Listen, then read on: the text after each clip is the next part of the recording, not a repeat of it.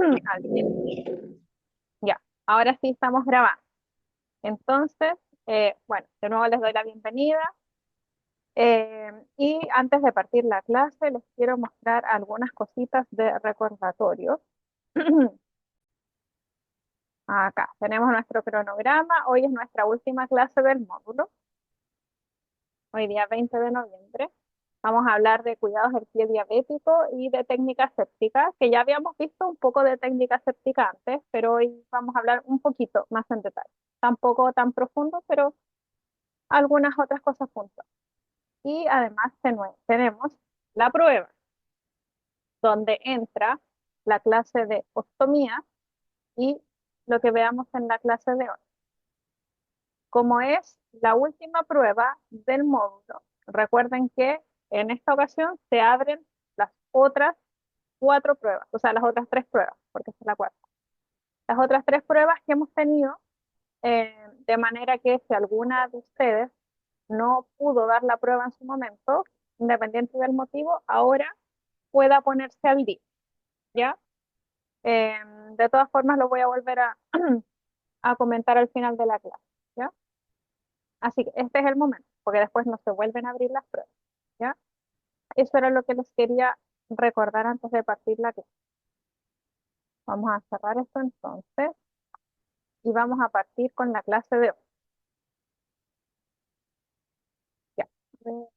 No, que ahí no nos estamos bien.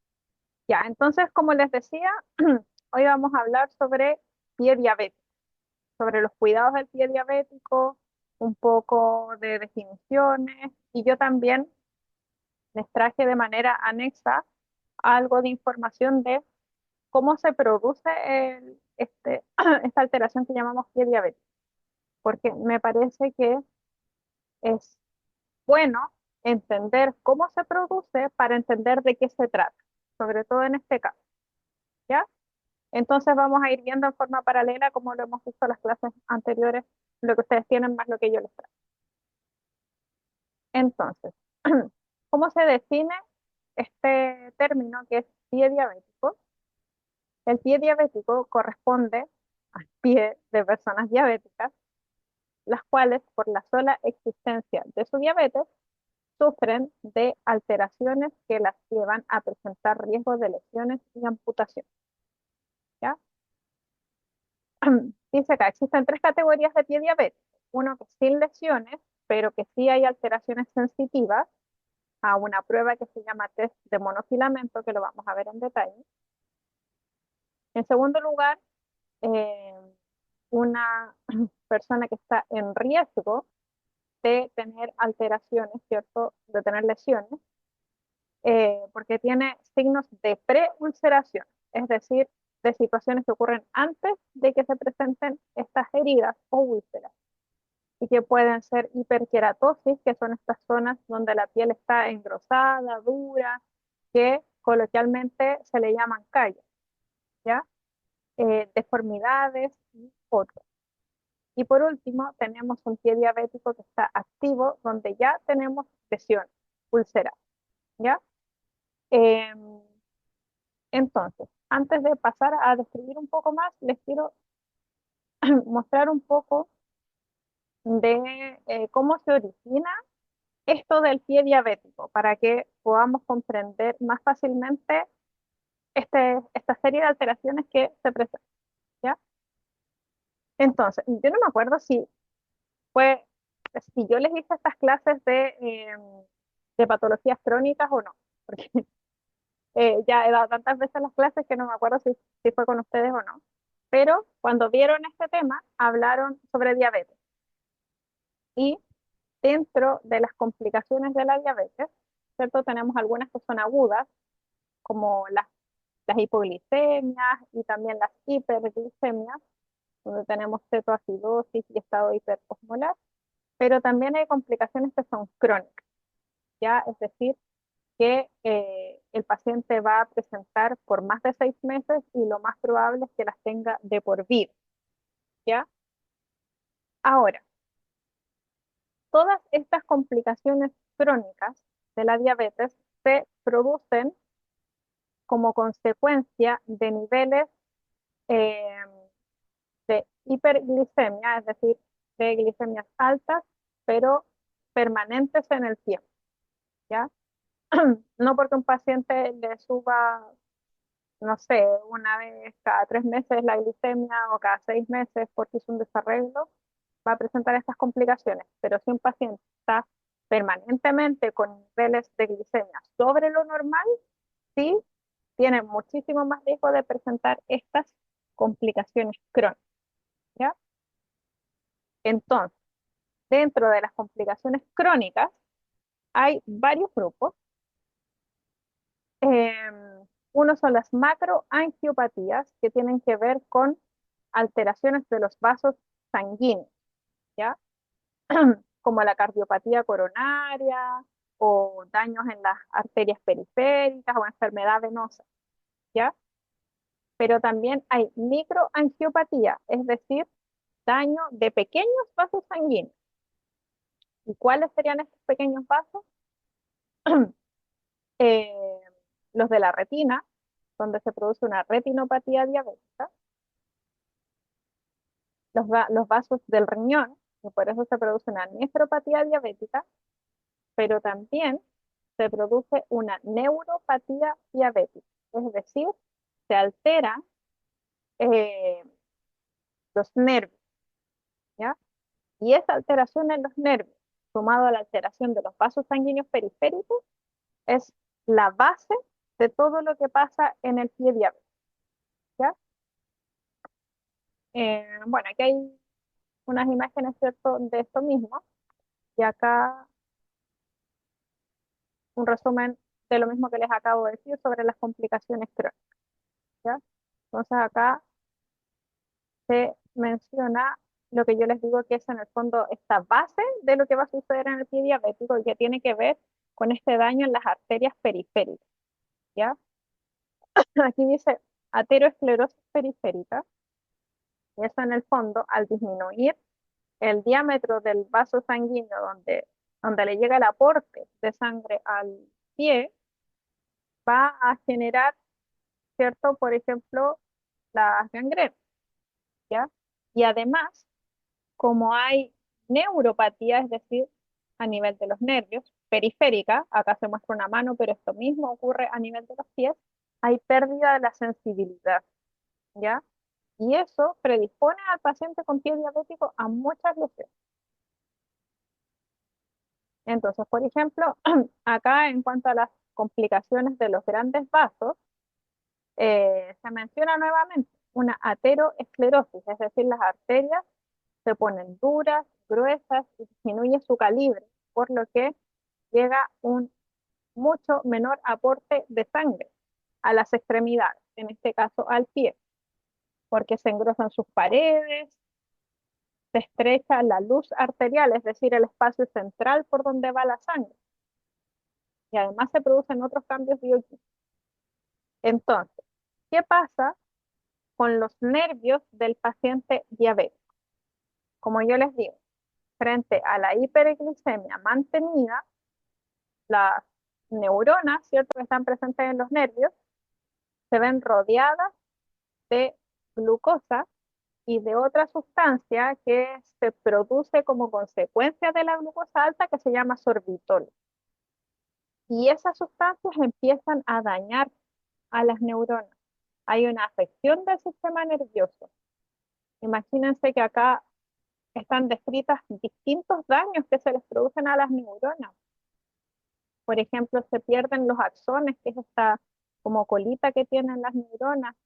Hay una desmielinización, que son estas estructuras como que salen color rosado, lila, y que permiten que se transmita rápidamente el impulso eléctrico por acá. Hay cambios en todas las células que rodean estas células nerviosas. Hay atrofia. Entonces, las, el sistema nervioso ya no funciona como funcionaba antes a raíz de la diabetes. Y eso es lo que genera, al tiro le leo la pregunta completamente, y eso es lo que genera esta pérdida de sensibilidad, este daño en los nervios periféricos, es decir, los más lejanos al centro del cuerpo, como pueden ser manos y pies, ¿cierto? Y el daño en los vasos sanguíneos también periféricos. Entonces, este daño tanto en los vasos sanguíneos como en los nervios de los pies son la base de por qué se produce el pie diabético. Ahora se voy a leer la consulta de Nayeli. Nayeli dice, las personas con diabetes pierden sensibilidad solo en el pie o en otras partes del cuerpo. Conocí una señora que se quemaba porque no sentía el calor cuando cocinaba, tenía diabetes. Ya, si bien digo, la neuropatía es periférica, ya, es decir, de las manos y de los pies, pero hay otras alteraciones, por ejemplo, que igual pueden disminuir la sensibilidad. De hecho, el sistema nervioso en algún momento se afecta tanto que el sistema nervioso autónomo, el que controla las cosas que son involuntarias, también se empieza a dañar. Entonces puede que ella efectivamente le haya pasado eso porque sus manos, por la neuropatía periférica, no hayan tenido la suficiente sensibilidad. Así que sí, es probable que haya sido por la diabetes. Em, ya. Entonces, ya les comenté por qué se produce esto, ¿ya? Daño en los vasos y daños en los nervios periféricos. Entonces, acá dice EBP, enfermedad vascular periférica, sumado a las descompensaciones de la glicemia, descompensación metabólica, y a esta neuropatía que se va desarrollando, finalmente conducen al paciente a llegar muchas veces a la amputación. De hecho, los pacientes que ya presentan pie diabético ya tienen un riesgo importante de terminar en una amputación. Los pacientes diabéticos que no tienen lesiones es mucho menos probable que terminen en una amputación. Cuando ya un paciente tiene una lesión, aumenta mucho el riesgo, la posibilidad de que termine ya sea con un ortejo, es decir, con un dedo del pie amputado, como del pie, de la pierna hasta la rodilla, y así puede ir eh, aumentando la zona que necesita ser amputada. Ahora, muchas veces se, eh, se cree que el pie diabético solamente tiene relación con heridas o úlceras. Sin embargo, el pie diabético también sufre una serie de deformidades estructurales, ¿ya? A raíz también de la diabetes. Y esa deformidad que se produce se denomina artropatía o también osteoartropatía neuropática o artropatía de Charcot, ¿ya?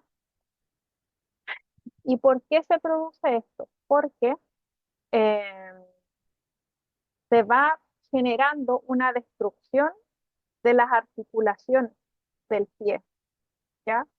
Entonces, ¿qué se producen? Se producen microfracturas, se produce que los ligamentos del pie se empiezan a distender y hay subluxaciones, o sea, las articulaciones que deberían estar unidas así, como que se separan o se corren.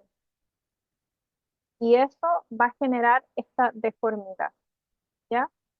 Eh, Ahora, cuando se produce esto, primero hay una etapa aguda donde el pie está como, uno lo ve como si estuviera hinchado, edematoso, enrojecido, caliente. Puede fácilmente confundirse con una infección. Sin embargo, hay algunos signos específicos que uno le dicen, esto no es infección, y yo les voy a mostrar un video. Y luego de eso viene una fase donde es evidente la deformidad, ¿ya? De los huesos y las articulaciones. Y como dice acá, muchas veces es indolor, ¿ya?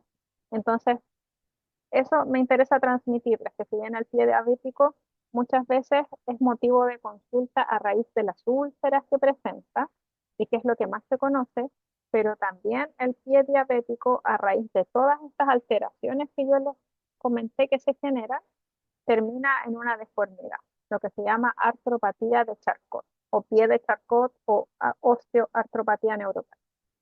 Y acá les voy a mostrar un video donde queda súper claro esto de la fase aguda que se confunde con infección y por qué se descarta que es una infección. Me avisan si se ve y si se escucha. Se escucha.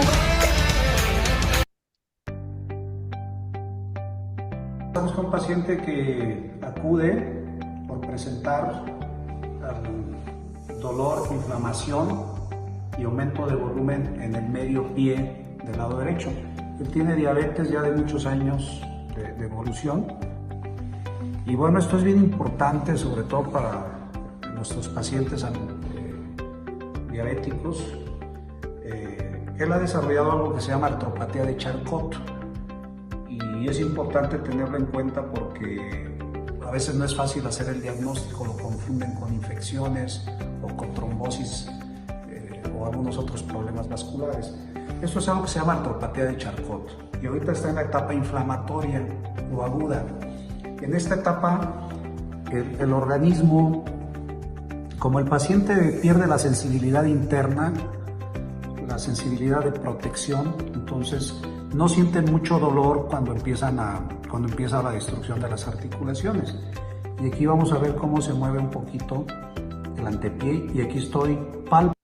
Fíjense en ese movimiento que hace el médico y que le toma el pie justo en la zona media y lo moviliza. Y fíjense como el pie como que se angula. Fíjense en eso, porque eso es súper, ahí está la diferencia. A ver cómo se mueve un poquito el antepié y aquí estoy palpo cierta crepitación. Eso que dice el palpo, cierta crepitación, es como cuando uno siente que cruje la articulación. Esa es la crepitación. Y hay movimiento en el medio pie que no debe de existir. Cuando lo hacemos en este pie, aquí la articulación del medio pie, tarso-metatarsiana, no tiene movimiento. ¿Correcto? Entonces, bien importante tener en cuenta este padecimiento que es una complicación del paciente diabético. Muchas gracias.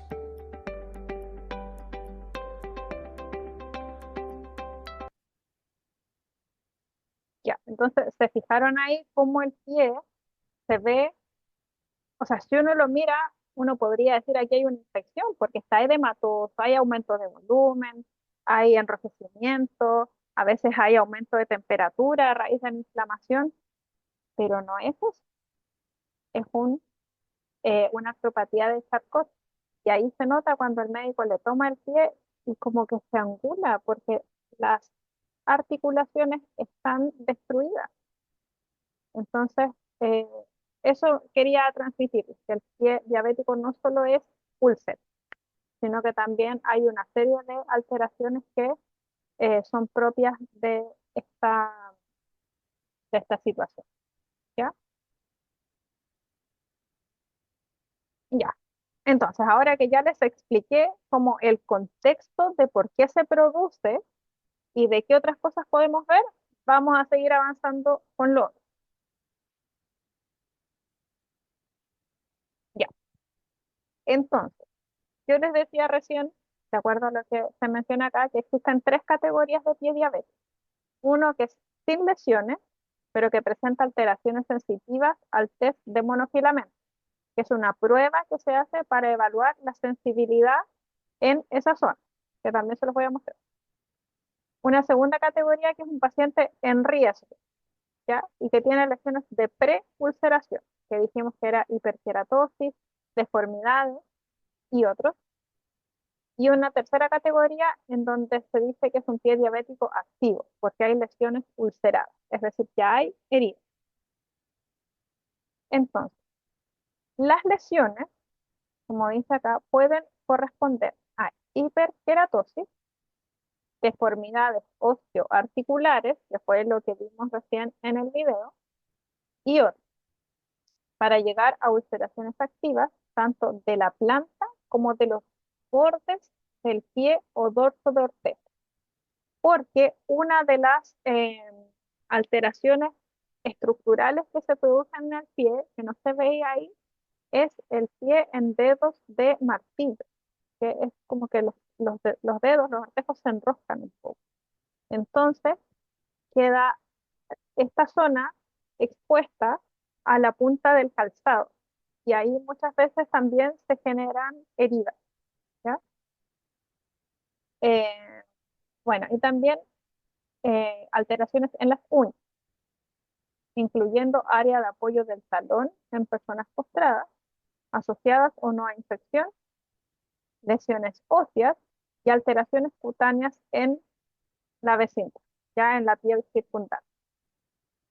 Eh, Parte también de las alteraciones derivadas de los niveles elevados de glicemia y que son permanentes es una dermopatía y que se puede ver en los pacientes.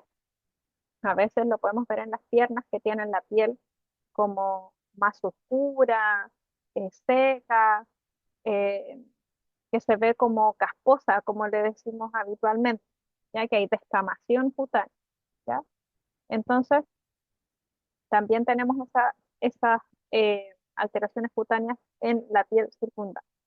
De hecho, parece que en una de las fotos que vimos en el manejo de heridas había un paciente diabético que tenía la piel alrededor como muy oscura y descamada. Ya, entonces, se excluye. ¿Qué es lo que no es diabetes? Aquellas lesiones ulceradas originadas en patología venosa, como son las úlceras varicosas, porque eso responden a otro mecanismo, eh, otro origen, y las secundarias a traumas con lesiones en otras áreas del pie o la piel. Ya, o sea, si tenemos estas lesiones, no clasifican dentro de pie diabético, aunque el paciente sea diabético.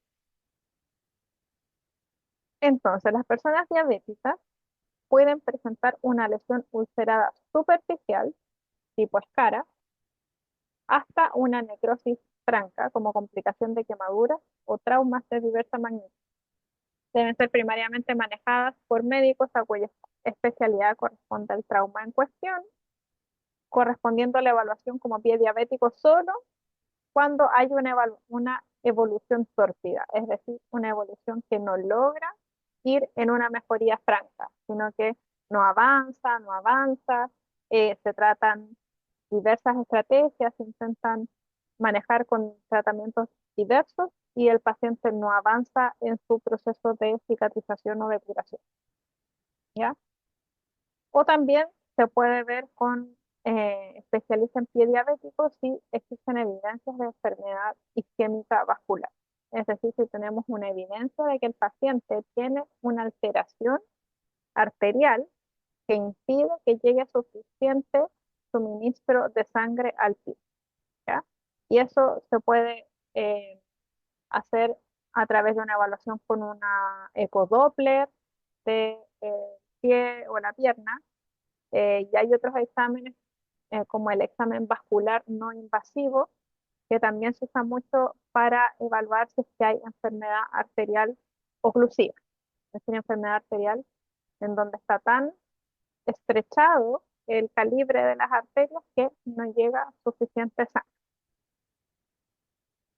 Ahora, hay una forma de clasificar el grado de lesión del pie diabético, y que es esta imagen que vemos acá, que yo también se las tengo en el otro PowerPoint, y que es la clasificación de Wagner, ¿ya? Que es esta que está acá. Eh, pero se las voy a mostrar más en grande. Aquí, que es lo mismo, pero está más grande. Ya, entonces, tenemos categorías desde el grado 0 al grado 5, siendo el grado 0 de menor severidad y el grado 5 una situación crítica. Entonces, en el caso de un pie diabético que se encuentra en grado 0, no tenemos úlceras, pero sin embargo tenemos zonas de hiperkeratosis, ¿cierto? Las cabezas de los metatarsianos, es decir, en esta zona que están prominentes y deformidades óseas, ¿ya? Eso en el grado 0. No hay úlcera, pero tenemos todos estos signos pre-ulcerativos, como se mencionaba en el PowerPoint. Luego tenemos un pie diabético que está en grado 1, en donde tenemos úlceras, pero superficiales, ¿ya? Donde puede haber destrucción del espesor total de la piel, pero sin llegar al tejido graso, ¿ya? Superficial. Luego tenemos el grado 2, donde ya hablamos de úlceras profundas, penetra la zona grasa de la piel, eh, y no hay afectación del hueso ni tampoco hay infección, ¿ya? Y cuando ya tenemos presencia de infección, hablamos de que estaríamos en un grado 3, ¿ya? Donde hay úlceras profundas más absceso, más infección, que puede ser incluso una osteomielitis, es decir, una infección del tejido óseo, el tejido óseo y la médula que va dentro del hueso. Por eso osteomielitis. Y son lesiones extensas, profundas, y que a raíz de estas características muchas veces producen secreción de mal olor. Termino esta explicación y leo el chat. Luego, en el grado 4, ya tenemos una situación donde hay necrosis franca, pero es limitada. ¿Ya? Tenemos una gangrena limitada. Tenemos necrosis de una parte del pie o de los dedos, o puede ser el talón o la planta, ¿ya? Pero es necrosis de una parte del pie. Y ya en el grado 5 tenemos una gangrena extensa, ¿ya? Donde tenemos todo el pie afectado por esta necrosis, que vimos también una foto en unas clases anteriores, y a raíz de esto mismo ya hay efectos sistémicos, es decir, hay efectos generales, ya que puede ser en los mismos niveles de azúcar, en la presión arterial, en la, no sé, hay fiebre, hay decaimiento, hay dolor, etc. Ya, vamos a leer esto. Buenas tardes, qué bueno que llegó a la clase. Entonces, de esta forma se clasifican estas lesiones y estados preulcerativos, ¿cierto? En el caso del grado 0 del pie diabético, a través de este sistema de clasificación que se llama clasificación de VAC, ¿ya? Veamos entonces. Es lo mismo que está acá, ¿ya? Pero en la otra foto está un poco más grande, por eso se los mostré allá, pero es lo mismo. Entonces, ¿cómo nosotros vamos a lograr identificar que un paciente es de alto riesgo de lesión? Ay, ahí. Ya un paciente de alto riesgo es aquel que presenta una úlcera activa o una amputación previa, que ya ha cicatrizado, pero ya tiene una amputación previa. ¿Por qué? Porque al tener ese antecedente de amputación, sabemos que probablemente hay una, eh, hay una alteración arterial significativa para la irrigación sanguínea, y también puede haber o no una alteración eh, en los nervios, una neuropatía. Pueden estar juntas o puede estar una sí y la otra no, pero ya sabemos que hay un antecedente importante que generó una necrosis probablemente y que terminó en amputación. Entonces este paciente ya tiene antecedentes, ¿ya? Cuando sabemos, tenemos evidencia de que hay neuropatía periférica, y que eso lo vamos a saber a través de estos test de sensibilidad que vamos a revisar. Cuando tenemos antecedentes que hay enfermedad vascular periférica, que se puede saber, como yo les decía, con un examen Doppler o con este examen vascular no invasivo. Cuando tenemos antecedentes de que hay retinopatía, amaurosis, que es la pérdida de visión, ya sea transitoria o permanente, o nefropatía diabética, porque esto nos habla, como yo les mostraba en el otro Power, de la microangiopatía, ¿ya? Entonces ya sabemos que este paciente tiene eh, estos daños crónicos asociados a la diabetes, ¿ya? Entonces, eh, sabemos que están los mecanismos suficientes para que se produzca un pie diabético complicado. Por otro lado, y que esto es súper importante, es que el paciente tenga rasgos de personalidad incompatibles con la adherencia al tratamiento, ¿ya? Porque, por ejemplo, supongamos que tenemos un paciente que es muy añoso, eh, que no tiene red de apoyo, que vive solo, eh, que a lo mejor tiene algún grado de demencia, eh, y a raíz de todas estas situaciones no logra hacer bien su tratamiento. Entonces no logra tomarse los hipoglicemiantes y vive con hiperglicemia, vive con la glicemia alta. Entonces, todos estos factores psicosociales, eh, es importante encontrarlos, identificarlos y abordarlos, ¿ya? Eh, y otros, como puede ser tener edad mayor a 60 años, sexo masculino, nivel socioeconómico bajo, antigüedad de la diabetes, si es un paciente que lleva muchos años con diabetes, porque como aparecía en una de las imágenes que yo les mostré, estas complicaciones crónicas de la diabetes empiezan generalmente en la segunda década de diabetes, ¿ya? Entonces, si es un paciente que quizás lleva, no sé, 30 años con diabetes, probablemente, si ha tenido un mal control, ya va a tener algún tipo de lesión crónica. Y el otro factor de riesgo es vivir solo, como mencionábamos recién, ¿ya? Ahora, como ya les he mencionado, esta alteración vascular y esta alteración en los nervios, tenemos dos posibilidades de daño en el pie.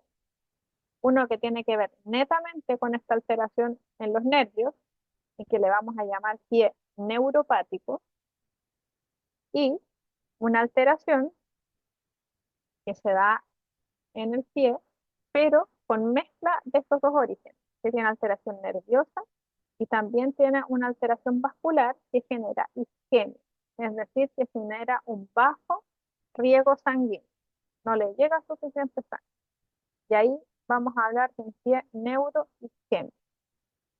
Entonces, ¿cómo nosotros sabemos si nuestro paciente tiene un origen neuropático o neuroisquémico o solamente isquémico? Y acá en esta tablita lo podemos.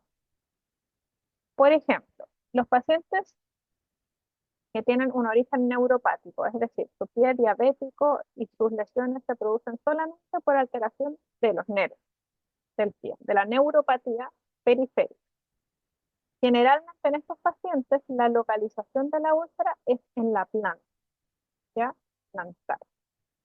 Generalmente esta es la localización. También puede ser en la zona del talón.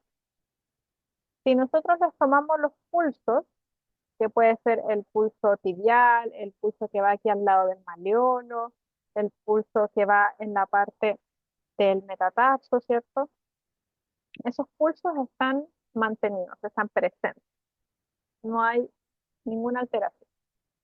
Tenemos zonas de hiperkeratosis, es decir, esta piel, como la vemos acá, que está engrosada, ¿cierto? Está un poco más amarilla o blanquecina.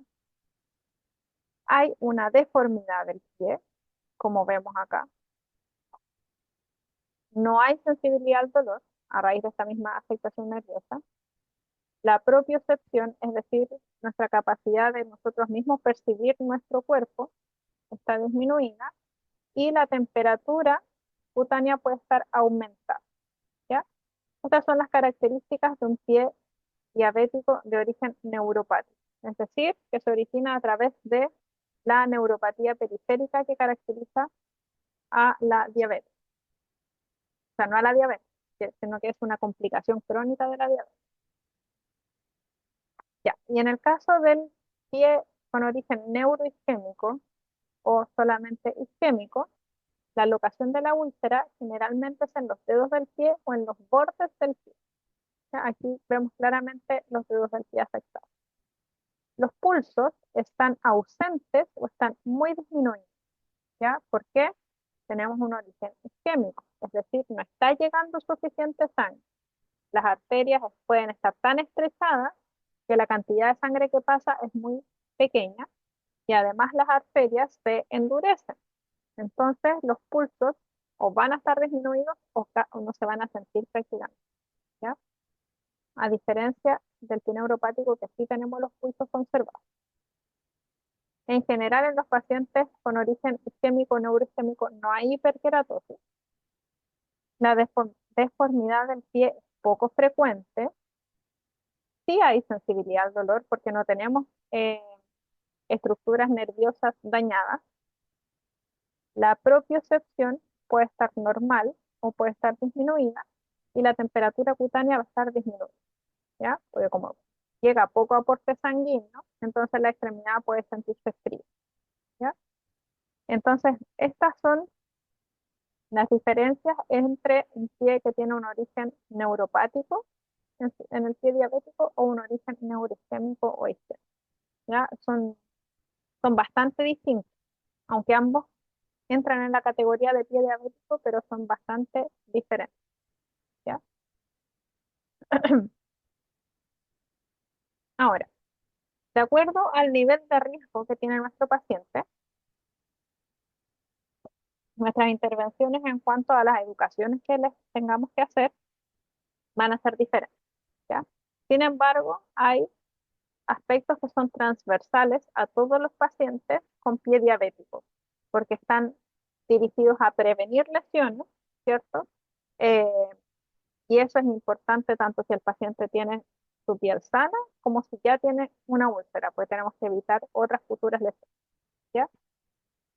Entonces, vamos a leer acá que dice, se debe educar a todos los usuarios sobre los riesgos y la prevención de los problemas del pie diabético, especialmente a aquellos pacientes que tienen factores de riesgo, incluido el hábito de fumar o complicaciones previas en el. ¿Por qué el hábito de fumar es un factor de riesgo asociado? Porque el tabaquismo hace que eh, que se achique un poco más el calibre de los vasos sanguíneos. Por lo tanto, si el paciente ya está, ya por la diabetes tiene un bajo riesgo sanguíneo, con el tabaquismo va a ser aún eh, menor la cantidad de sangre que va a llegar a las extremidades. Debe reforzarse en cada control con la participación activa del usuario y acorde a sus necesidades individuales. El mal control metabólico y el tabaquismo son los elementos de mayor importancia que favorecen el desarrollo de factores de riesgo de ulceración. Los fumadores sí o sí deben dejar de fumar. Entonces, lo primero es que nosotros tenemos que enseñarle al paciente diabético que todos los días tiene que mirarse sus pies. Y eso tiene que hacerlo eh, por la parte de encima, ¿cierto? Lo que él ve fácilmente, pero también ayudándose de un espejo para poder ver eh, la totalidad de la planta del pie, ¿ya? Entonces, dentro de esta observación, nosotros le vamos a enseñar que tiene que poner especial atención en los siguientes puntos.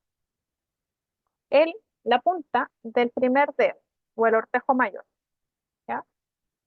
La base de ese mismo primer dedo, que también se le llama ortejo mayor, es el equivalente al pulgar en la mano. La base del tercer dedo y del quinto dedo. La zona del talón, el borde externo de los pies y los espacios interdigitales, es decir, los espacios entre los dedos. Esas son las zonas de localización más frecuente de lesiones. Pero igual es hermano, po. No, no sé si mi hermano igual Alguien se le preguntó tú. abrió el micrófono. Victoria, se le abrió el micrófono. Perdón, buenas tardes. Ya. Entonces, esas son las 7 zonas en donde es más frecuente que se generen lesiones. Por lo tanto, tenemos que entrenar a los pacientes en que se miren con especial énfasis esas zonas. Tienen que mirar todo su pie, pero tienen que poner mucha atención en esos puntos. Ahora, es importante mirar todo el pie porque a raíz de esta alteración de la sensibilidad, puede que un calcetín con una arruga, un objeto que haya estado dentro del calzado, el roce de un calzado nuevo, pueda hacerle una lesión en otra zona. Pero estas son las localizaciones más habituales asociadas al pie diabético, ¿ya? Y tiene que ser todos los días, todos los días. Uno lo que les dice habitualmente es, cuando salga de la ducha, aproveche de mirárselo. Ya, precauciones con los pies. Nunca andar descalzo. Porque si las personas que no tenemos complicaciones de la diabetes andamos descalzos y pisamos algo, nos vamos a dar cuenta. Un paciente con alteración de la sensibilidad puede que pise algo y ni se entere que pisó algo. Y después tenga un cuerpo extraño en su pie que genere una lesión y una infección. Entonces, nunca andar descalzo.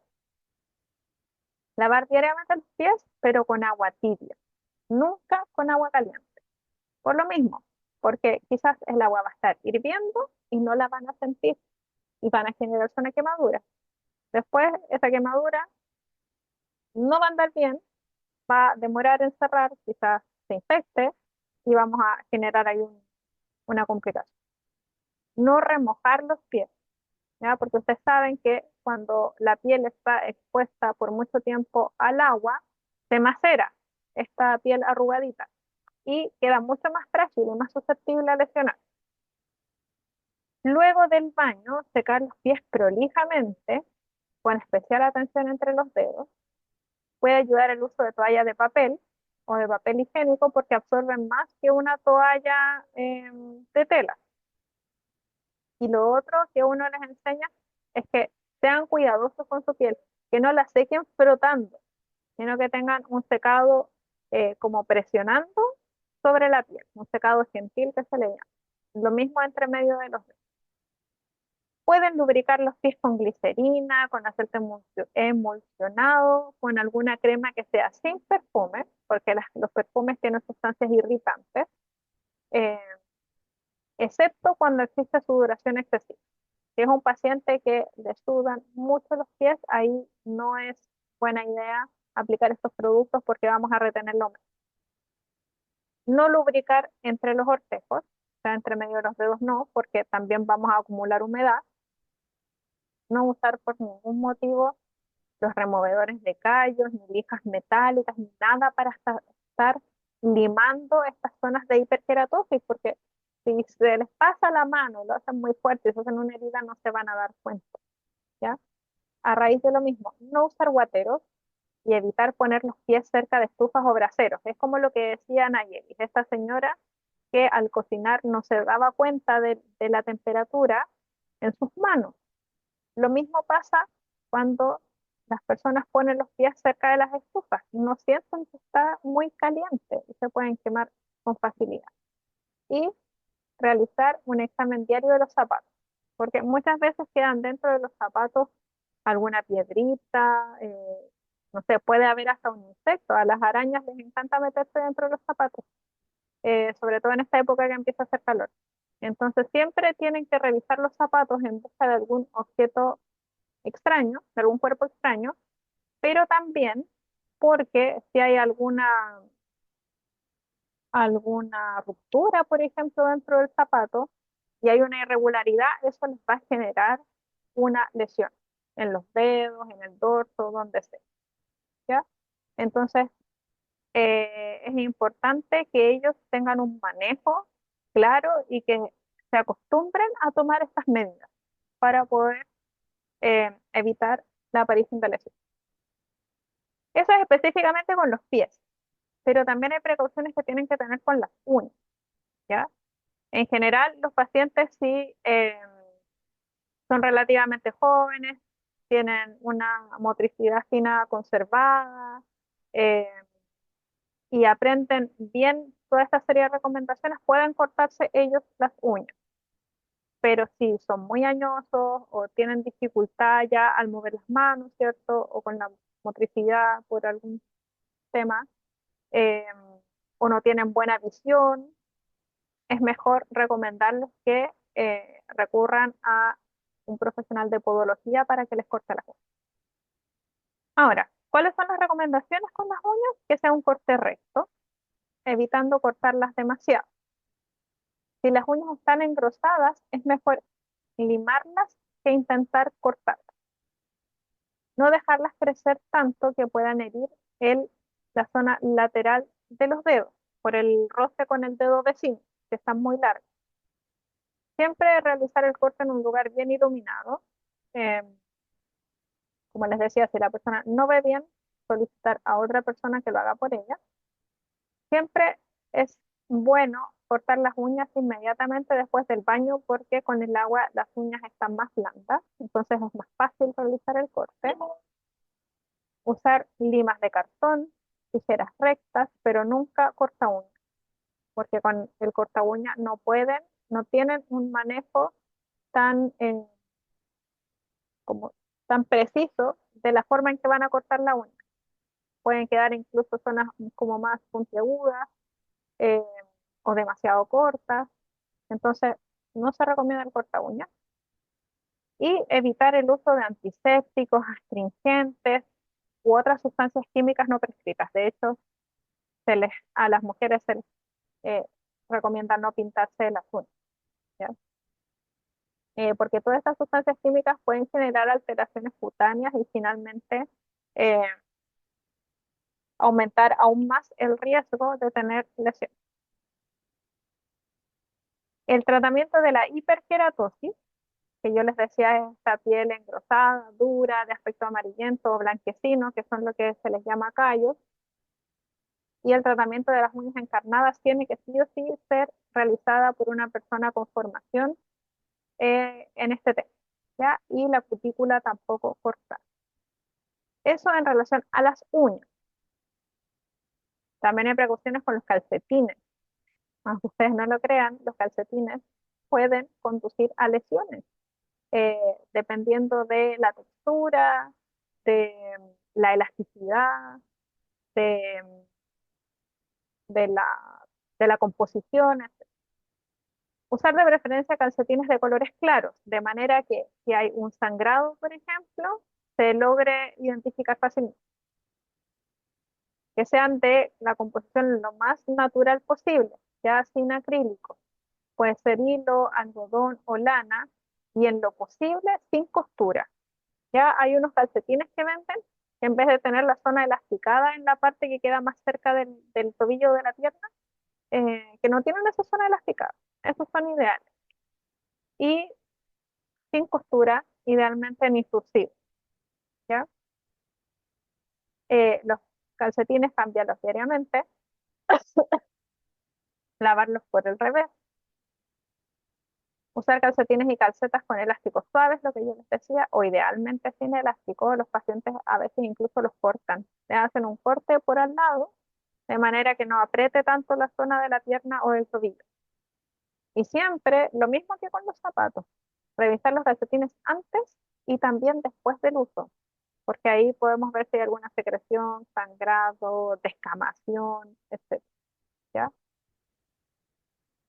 Ahora, acá hay otras precauciones con los zapatos, que va más allá de lo que yo les decía de revisar los zapatos, sino que con el tipo de zapato.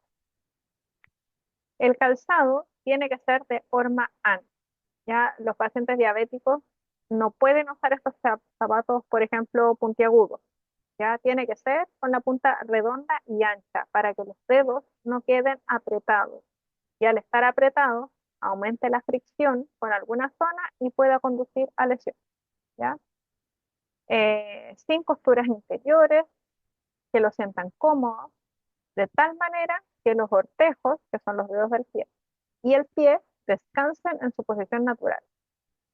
Debe ser de material suave, que no produzca presión, evitando los cierres elasticados, eh, evitando también el uso de plásticos o gomas en contacto con los pies. Y lo otro que es importante evitar son los calzados con caña, como las zapatillas, por el roce y por la presión que pueden hacer en la zona del tobillo y disminuir aún más la circulación que le está llegando al pie. Los zapatos de seguridad son excepciones para los pacientes que trabajan y que no tienen atrofia muscular, ya que su diseño redondo y amplio permite su uso con plantillas que puedan proteger un poco. Cuando un paciente, o sea, cuando un paciente empieza a buscar calzado con esta nueva forma, nosotros siempre le recomendamos que se compre los zapatos al final del día, porque al despertar versus el final del día, el pie puede estar muy distinto porque al final del día se hincha. Entonces, si se compra un zapato en la mañana con el pie más deshinchado, puede que después le apriete igual. ¿Ya? Y ya sabemos que no necesitamos un zapato apretado. Eh, Además de eso, respecto a los zapatos con taco, se recomienda que las mujeres usen zapatos de menos de 5 centímetros de taco, es decir, un taco bajito. Y todos estos zapatos como de temporada de verano que tienen tiritas, piedritas y adornos tampoco porque pueden producir heridas en la piel, ¿ya? Bueno, acá está lo de la caña alta que ya les decía. Los zapatos nuevos tienen que irlos ablandando, ya usándolo un par de horas todos los días hasta que ya estén un poco más flexibles. Pueden usar estas plantillas siempre con una indicación, ¿cierto? Y una revisión por el profesional que los está atendiendo por el tema del pie diabético. Siempre, aunque sea verano, en las zonas más calurosas, pero no pueden andar sin medias o calcetas, ya incluso cuando están en la casa. Bueno, esto ya lo dijimos, acudir y revisar el interior de los zapatos. Si usan zapatillas de casa, tienen que ser lo suficientemente firmes para proteger el pie de un trauma inadvertido. Es muy típico que uno anda en la casa y toca con la pata de la cama. Entonces, eso que para quizás nosotros, más allá de un poco de dolor, no nos va a pasar nada, para el paciente con un pie diabético, que ya tiene deformidad en el pie y que tiene esta susceptibilidad a tener úlceras, sí puede generar una situación compleja. Entonces, tiene que igualmente, aunque esté en la casa, usar zapatos que le protejan lo suficientemente el pie. Y si los zapatos se mojan, como de repente, no se puede en invierno, la lluvia, la nieve en las zonas australes, eh, volver y secar los zapatos al lado de la estufa, eso no lo pueden hacer. Porque el efecto del calor sobre el material del zapato, como por ejemplo el cuero u otro material, puede hacer que este material se ponga más duro y rígido. Entonces, este cambio en la materialidad puede significar alguna úlcera, ya por el roce. Como dice acá, para evitar el resecamiento del, ¿ya? Entonces, eh, todos estos cuidados de los pies, de las uñas y del calzado, el paciente lo tiene que tener súper interiorizado, porque es la única forma de evitar que se genere alguna lesión. Ahora, también tenemos que explicarle al paciente que hay ciertas situaciones en donde tiene que consultar, sí o sí, y que son los cambios de coloración en la piel de los pies, los cambios de sensibilidad o que aparezca dolor, si se da cuenta que la forma de su pie ha cambiado, la presencia de lesiones, aunque sean pequeñas, aunque sea un pequeño rasguño, porque ese pequeño rasguño con niveles altos de glucemia y con todas estas alteraciones eh, de la irrigación sanguínea y de la sensibilidad puede transformarse en una gran herida. Entonces, por pequeñas que sean, tienen que consultar si tienen uñas encarnadas o si tienen enrojecimiento y dolor del borde lateral de cualquiera de ellos, porque ya sabemos que la zona lateral es una de las zonas en donde es frecuente que aparezcan lesiones. Entonces, si ya tenemos enrojecimiento y dolor, es porque se está generando algún tipo de alteración, ¿ya? Eh, bueno, ¿y cómo le decimos al paciente que logre identificar si es que hay cambios en la sensibilidad o alteraciones en este sentido? Nosotros le decimos que compare la sensibilidad de los pies con la sensibilidad de los brazos. Entonces, si es un paciente que inicialmente tenía la sensibilidad conservada, que no tenía alteraciones, en un inicio, la sensibilidad de los pies y la de los brazos debe haber sido bastante similar. Entonces puede ir comparando y si ya hay una diferencia entre cuánto sienten los brazos y cuánto sienten los pies, es porque ha ido perdiendo sensibilidad. ¿Ya? Eh, y con esto último vamos a hacer nuestro reset. Entonces dice, en estas personas se les indicará el autoexamen diario de los pies, lo que yo les decía hace un momento, considerando los siguientes aspectos. Utilizar un espejo, como yo les decía, para ver todo el pie. Practicar el examen en un lugar bien iluminado. Si no ve bien, indicarle que solicite ayuda. Y no solo si es que no ve bien, sino que también si tiene dificultades en la movilidad, porque eh, después de cierta edad, quizás al paciente le va a costar tomarse el pie, inclinarse hacia adelante, flexiar la espalda, flexiar la cadera, levantar un poco el pie para poder verse el pie. Entonces, si es que tiene dificultades en la movilidad, también es mejor decirles que pida ayuda, ¿ya? Fijarse en las zonas de enrojecimiento, clístenas, que son las ampollas, hiperkeratosis, fisuras en la piel, por pequeñas que sean, como ya les decía, lesiones entre los dedos o en la planta, o cualquier cambio en el color habitual de la piel, ¿ya? Y frente a la aparición de una lesión, consultar inmediatamente, ¿ya? Entonces, esto es lo que el paciente tiene que tener interiorizado y sabérselo súper, porque es la única forma de cuidarse. Ya. Entonces, son prácticamente las 8, son las 19:59, son las 8 ya. Así que a las 8:15 nos vemos de nuevo. Hagamos un recreíto y ahí seguimos con la clase. Ok. Nos vemos.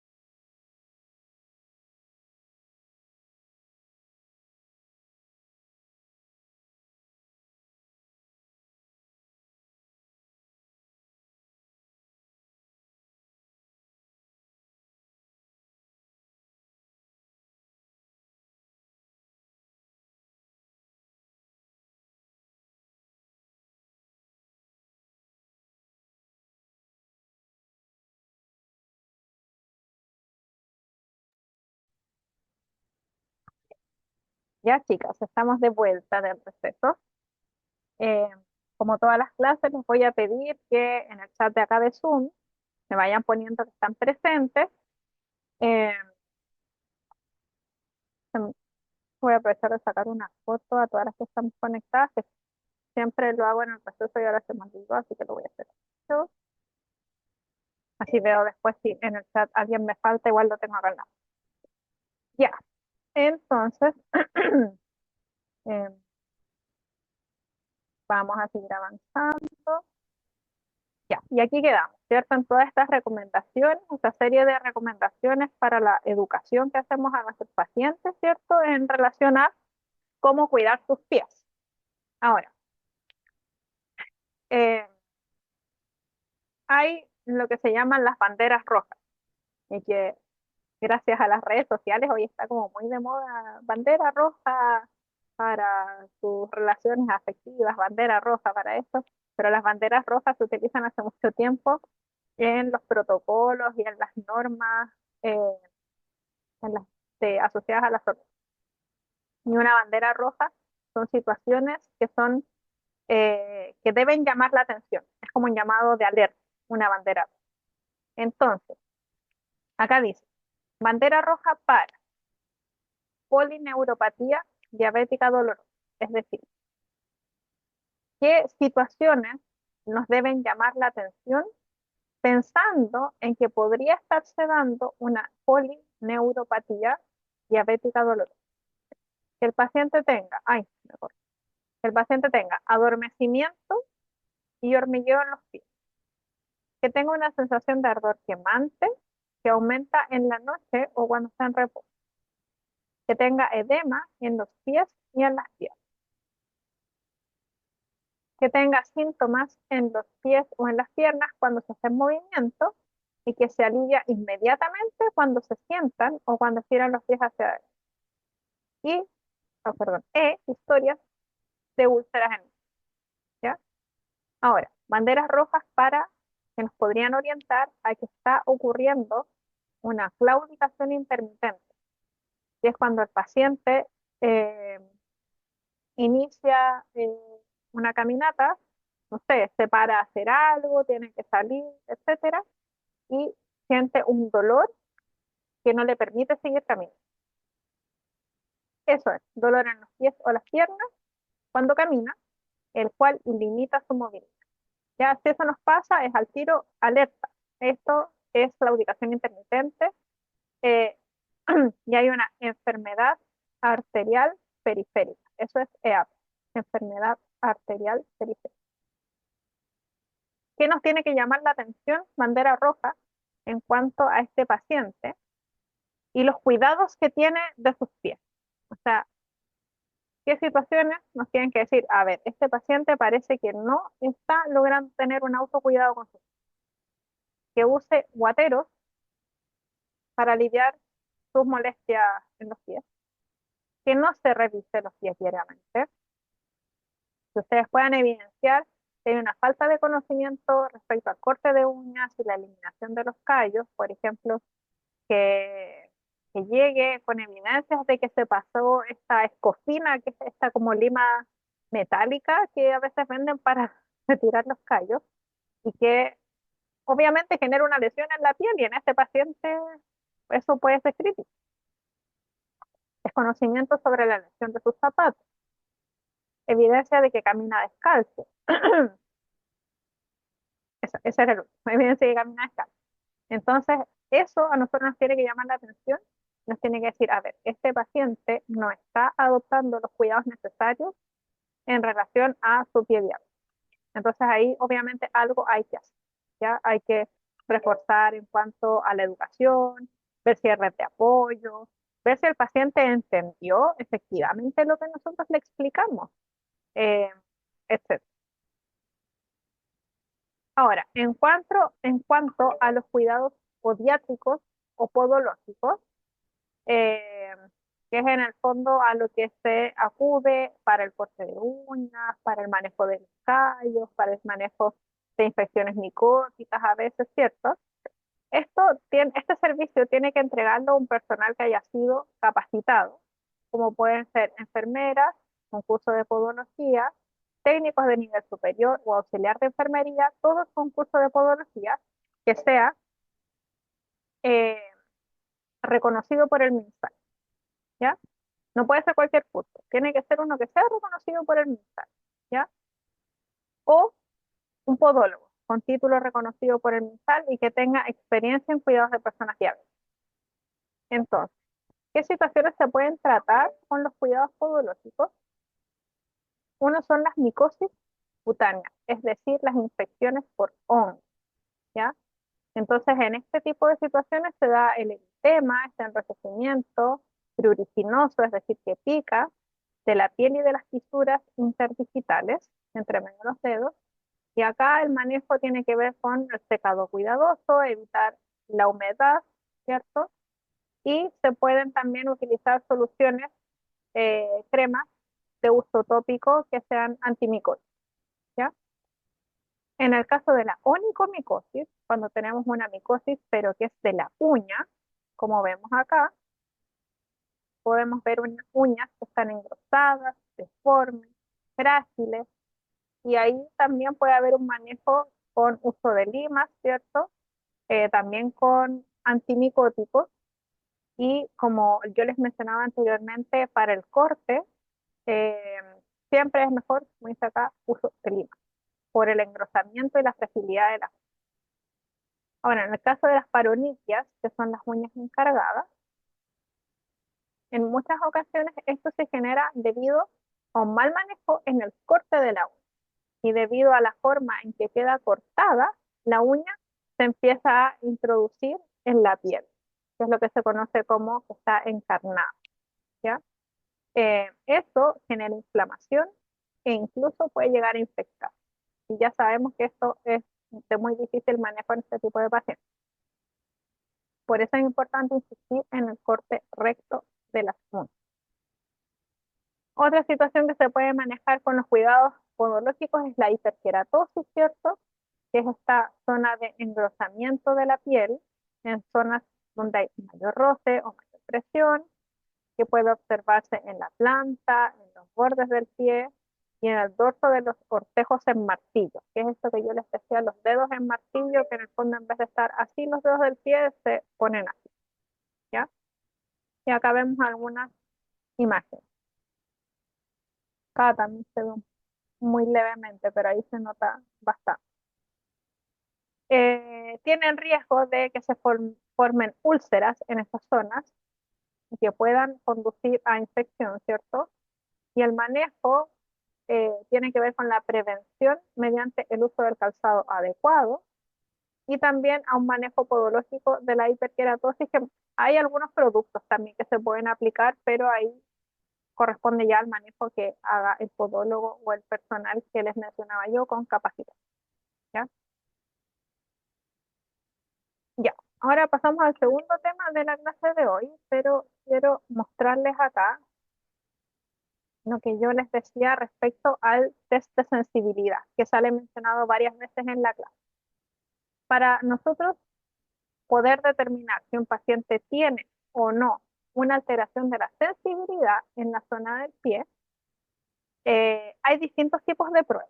Ya hay algunos que se usa un diapasón y otras formas, pero el que está estandarizado para, para detectar esta situación es el monofilamento de Siemens-Weinstein, que se le llama más fácil solo monofilamento, ¿ya? Y que es este aparatito que vemos acá, que es como un lápiz, como los lápices que contienen las lancetas para tomar la glicemia capilar, algo parecido en la forma, pero que en la punta tiene este filamento, que es muy delgadito y que se va eh, colocando en distintas zonas del pie que están eh, marcadas acá. El monofilamento toca el pie, se pone así de manera perpendicular y se aplica presión hasta que el monofilamento se doble, como se muestra acá. Y luego de eso se retira. Entonces uno le va diciendo al paciente, indíqueme o avíseme cuando sienta que yo le toco el pie. Entonces ahí uno va haciendo, le va poniendo una vez lento, una vez retiro, otra vez retiro. Entonces, lo ideal sería que si yo lo coloco una vez, el paciente me diga, sentí, después de nuevo, también sentí, de nuevo, y sienta todos los toques que yo le hago, ¿ya? Em, bueno, pero si el paciente yo lo toco y no refiere nada, ahí nosotros podemos ir detectando que existe una pérdida de la sensibilidad. Y los sitios de prueba son estos que están acá en verde, pero también hay otros sitios que se pueden evaluar. Y eso se va registrando y se hace cada cierto tiempo en los pacientes diabéticos, ya para detectar si es que hay una pérdida de la sensibilidad. De hecho, es parte del control de salud que se hace en atención primaria a los pacientes diabéticos, el test de monofilament. Entonces, así podemos saber si el paciente tiene o no pérdida la sensibilidad, ¿ya? Entonces, con eso cerramos el tema diabetes y vamos a pasar al segundo tema y último tema del módulo, que es cortito. Estoy leyendo los que están presentes. Ya. Que tiene que ver con la técnica aséptica y que ya habíamos hablado algo de esto en las clases anteriores y que, dada la experiencia que muchas de ustedes tienen, sé que también lo manejan bien, pero igualmente vamos a revisar algunos conceptos. Bueno, ¿qué es la técnica aséptica? Es el conjunto de medidas, procedimientos y actividades que están destinados a disminuir la contaminación por microorganismos y que aplica tanto a pacientes como también a objetos inanimados, que como dice acá pueden ser equipos, superficies, pisos, etc. ¿Ya? Esta técnica es de cumplimiento obligatorio para garantizar la calidad de la atención del paciente y deben estar siempre presentes al momento de realizar procedimientos invasivos durante la atención clínica. Entonces, técnica aséptica, vamos a leer lo que dice acá, es una estrategia importante para prevenir infecciones asociadas a la atención de salud, lo que antes se conocía como infecciones intrahospitalarias, pero que finalmente se hizo una modificación en el término porque hay otras, o sea, no todas las infecciones se dan dentro de un hospital, pueden darse dentro de otros centros que prestan atención de salud. ¿Ya? Por eso se cambió el término a infecciones asociadas a la atención de salud, sin importar si es en un hospital, en un spam, en un vacunatorio, en una toma de muestra, etc. Bueno, dentro de las cuales la higiene de manos continúa siendo la práctica indiscutiblemente de mayor relevancia. ¿Y por qué se habla de la higiene de manos y no del lavado de manos? Porque ya hace varios años también se incorporó el uso de el alcohol gel, ¿cierto?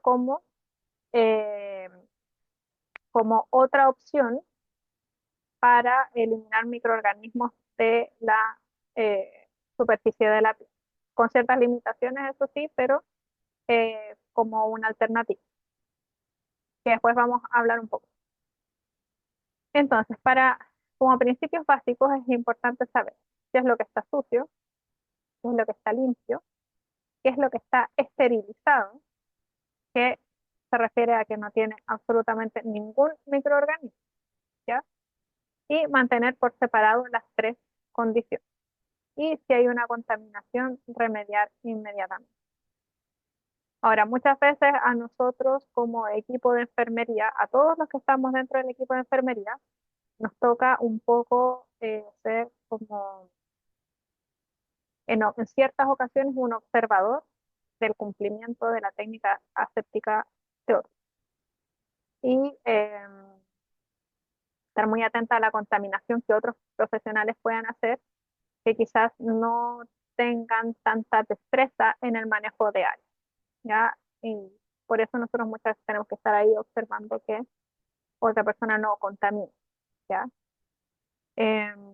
Entonces, infecciones asociadas a la atención de salud o IA corresponden a todo proceso infeccioso, ya sea general o localizado que ocurre como consecuencia de la atención de salud, y esto es súper importante, y que no estaba presente ni incubándose al momento que el paciente se hospitaliza, ¿ya?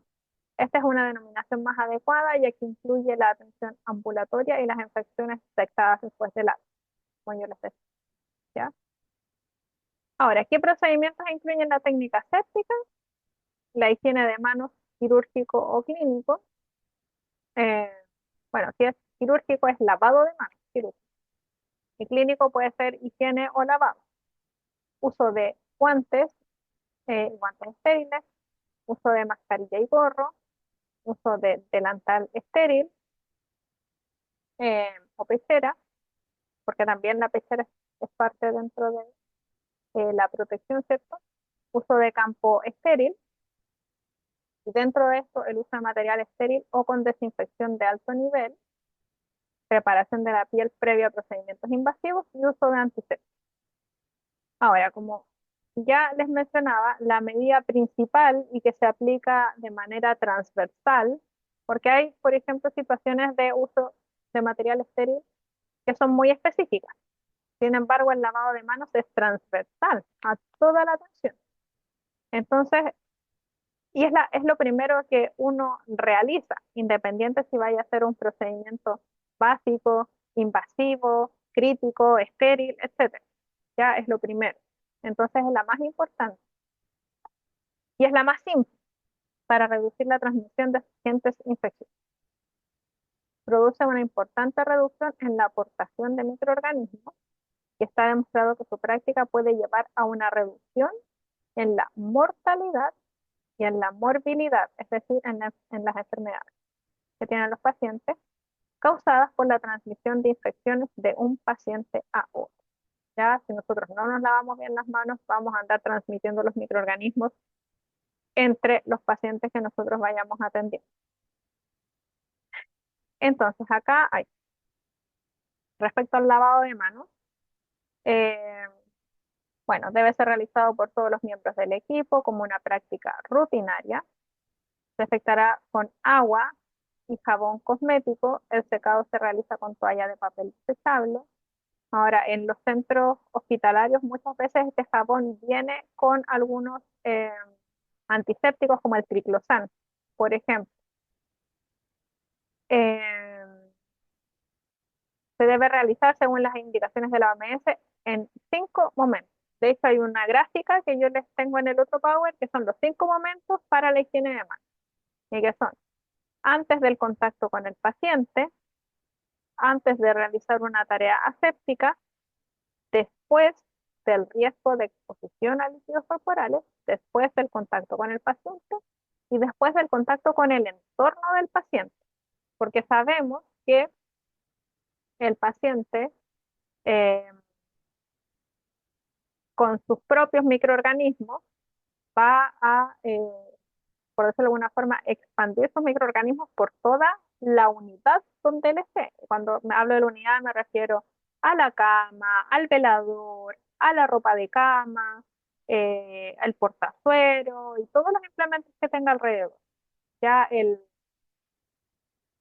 no sé, todo lo que tenga. La bandeja que está, que se mueve para el almuerzo, la que está a los pies de la cama, todo está con microorganismos del paciente presentes. ¿Ya? Entonces, no solo contacto con el paciente, sino también con su entorno. Y acá, bueno, yo estoy segura que todas ustedes saben lavarse muy bien las manos, pero igual lo vamos a revisar. Dice, lávese la mano solo cuando estén visiblemente sucias, si no, utilice la solución alcohol. Ahora, el alcohol gel, si nosotros lo usamos más de 3 veces seguidas, ya no es recomendable, ¿ya? Porque pierde su efectividad. Además, que va dejando las manos, como ustedes saben, como pegajosas. Entonces, no se recomienda usarlo más de 3 veces seguidas y tampoco se recomienda antes de usar guantes, ¿ya?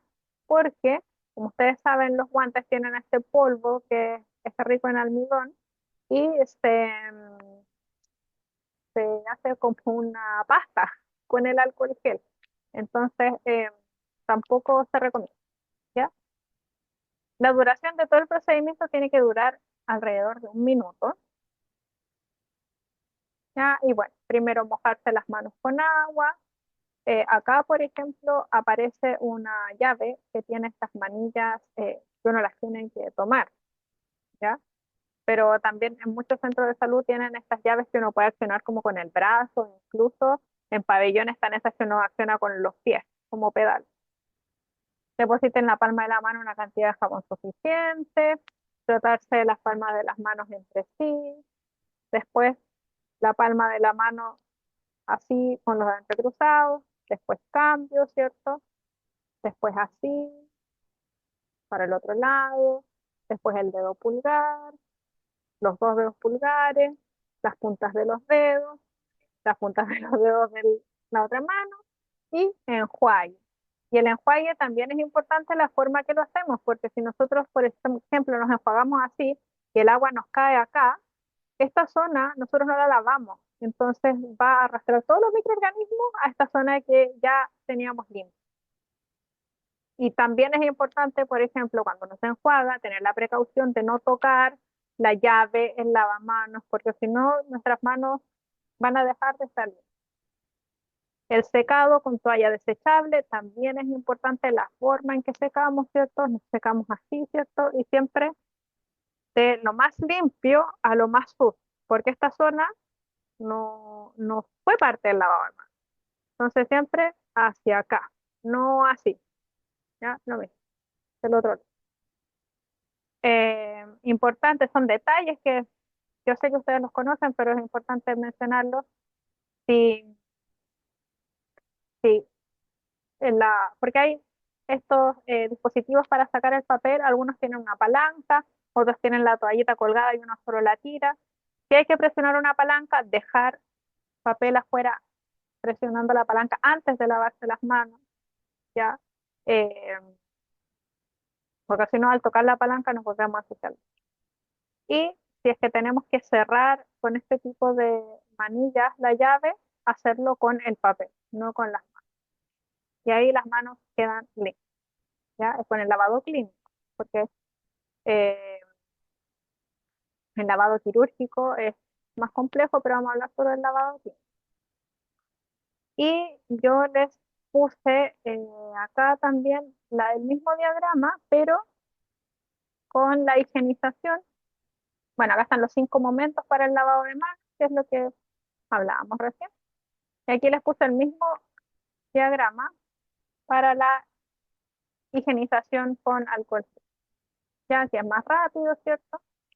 Y son en realidad los mismos pasos, excluyendo, por supuesto, el enjuague del secado, ¿ya? Pero se los puse ahí también. Ya, y luego del lavado de manos, está también dentro de la técnica séptica lo que se refiere al uso de barreras o elementos de protección personal, ¿ya? Que, como dice acá, tienen el objetivo de minimizar el riesgo de infecciones cruzadas y la contaminación exógena durante los procedimientos de atención del paciente. Se utilizan mecanismos de barreras que impidan el traspaso de microorganismos desde los reservorios hasta un huésped susceptible, es decir, hasta la persona, que puede ser el paciente o podemos ser nosotros. También podemos ser nosotros el huésped susceptible. Ahora, estas barreras pueden o no ser estériles, dependiendo del tipo de atención que nosotros vayamos a otorgar, ¿ya? ¿Cuáles son en general las más utilizadas? Las mascarillas, bueno, a raíz de la pandemia se conoció mucho sobre las mascarillas, están las de 3 pliegues, ¿cierto? También están las con filtro, están las N95, están las con filtro de recirculación, de no recirculación, etc. Las batas, como vemos acá, los guantes estériles y de procedimientos, las antiparras, que son los lentes, los gorros, y también están los cubrecalzados, por ejemplo, etcétera, ¿ya? Ahora, no da lo mismo la forma en que uno se pone y se saca los elementos de protección personal, porque eh, al ponernos los elementos de protección personal de una manera inadecuada, podemos contaminar eh, los elementos y traspasar microorganismos al paciente, ¿ya? Uno de los ejemplos más obvios sería contaminar los guantes estériles, ¿ya? Eh, y al revés, cuando nosotros ya realizamos el procedimiento, también es importante seguir un orden para sacárselo, porque por ejemplo, es como una cosa muy obvia, pero lo voy a decir para graficar la diferencia.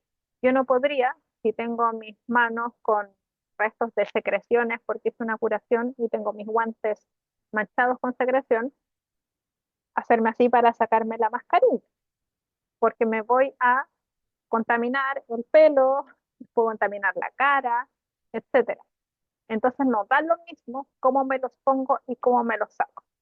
Entonces, a raíz de la pandemia, generaron muchos videos explicativos sobre el orden. Y les voy a mostrar uno que es muy cortito, pero que muestra que, como les decía, a raíz de la pandemia se generaron muchos de este tipo de videos sobre la secuencia de colocación de los EPP, elementos de protección.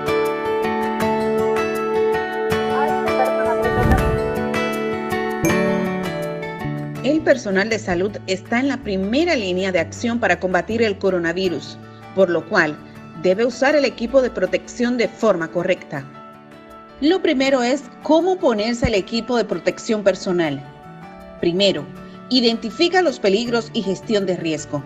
Busca el equipo de protección necesario. Ubica dónde te pondrás y quitarás el equipo de protección. Pide ayuda a un amigo o póntelo frente a un espejo. Luego, tira todo el equipo de protección personal en un cubo de basura adecuado. Estos pasos también son importantes. Lávate adecuadamente las manos con agua y jabón. Sécalas con un papel desechable o una toalla de tela. Ponerse la bata. Ponerse la mascarilla quirúrgica o respirador. El respirador puede ser N95 o uno similar. Colocarse la protección ocular, ya sea gafas protectoras o un protector facial. Si usas lentes para leer, ponerse los lentes protectores por encima de los lentes para leer. Ponerse los guantes por encima de la muñeca. Ahora, para quitarte el equipo de protección, recuerda, evita la contaminación para ti mismo, los demás y el entorno. Quítate primero los elementos más contaminados. Los pasos a seguir son los siguientes. Quítate los guantes tomándolos a la altura de la muñeca por el borde externo, tirando de ellos hasta darle la vuelta por completo. Toma el otro guante por dentro y retíralo, enroscando los dos. Deséchalo en la bata de bioseguridad. Retírate la bata y deséchala. Higienízate las manos. Quítate. Perdón, un comentario. Por ejemplo, ahí cuando se retira la bata,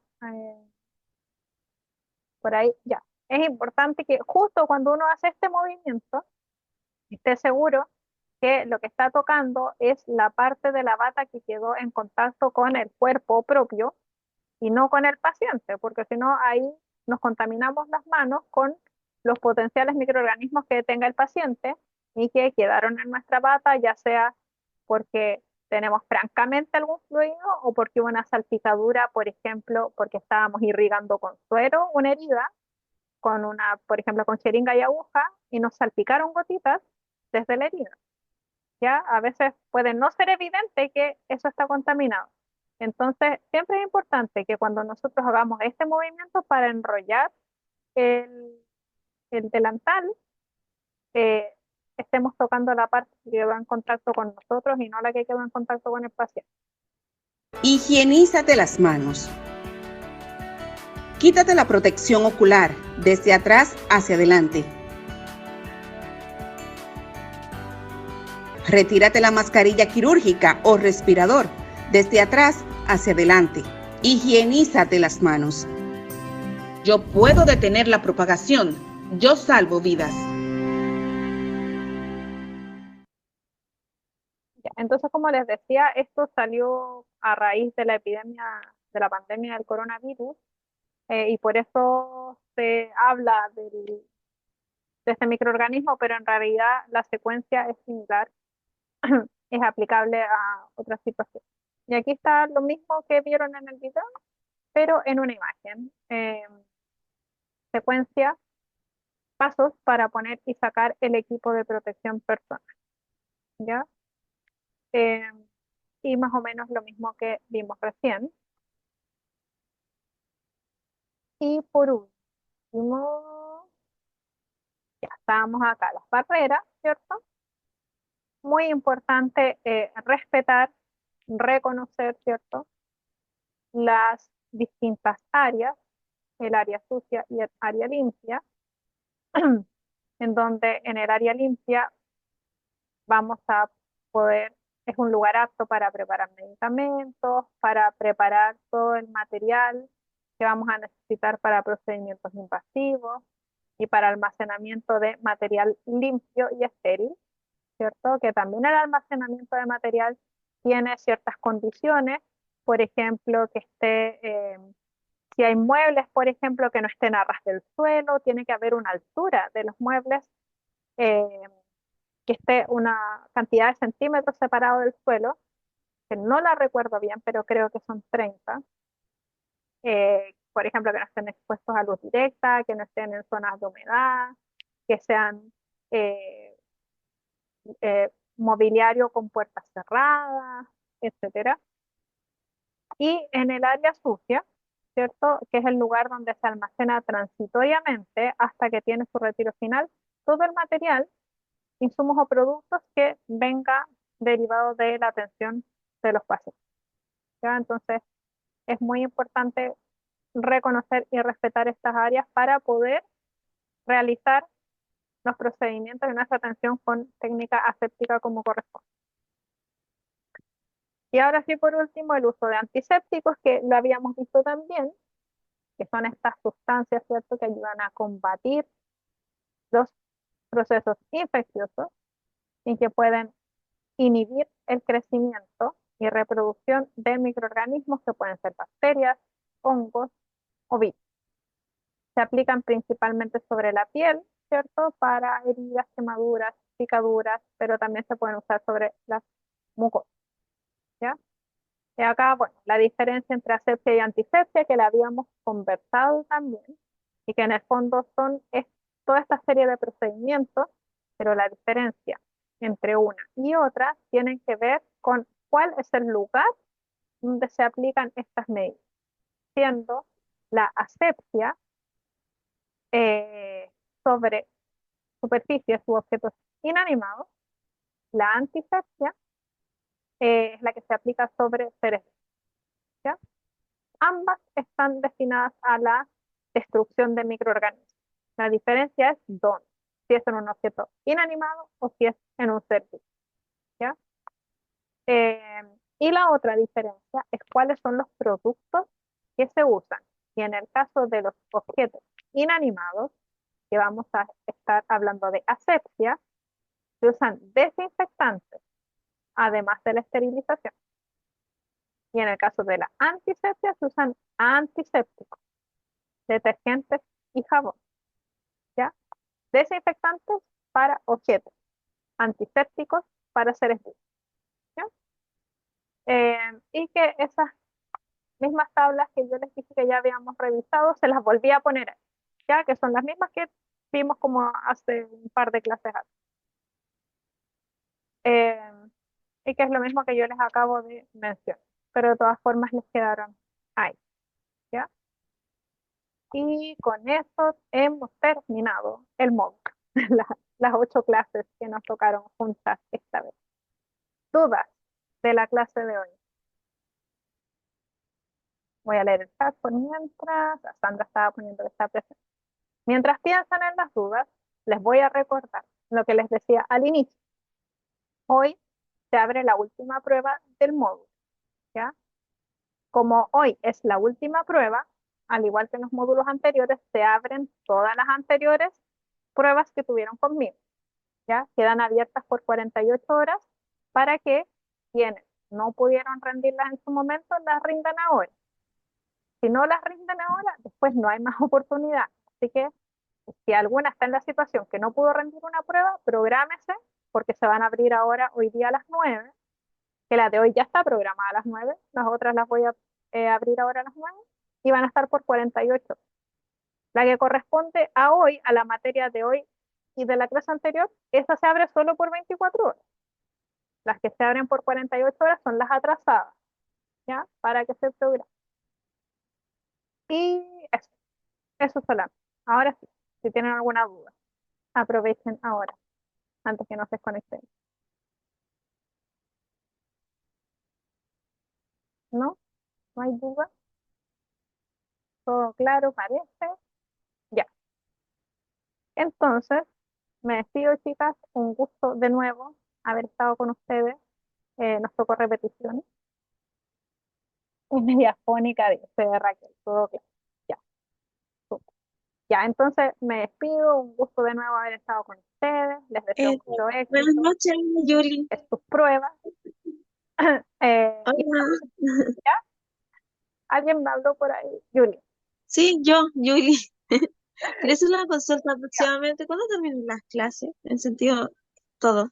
Es que no sé si a ustedes les quedan más módulos.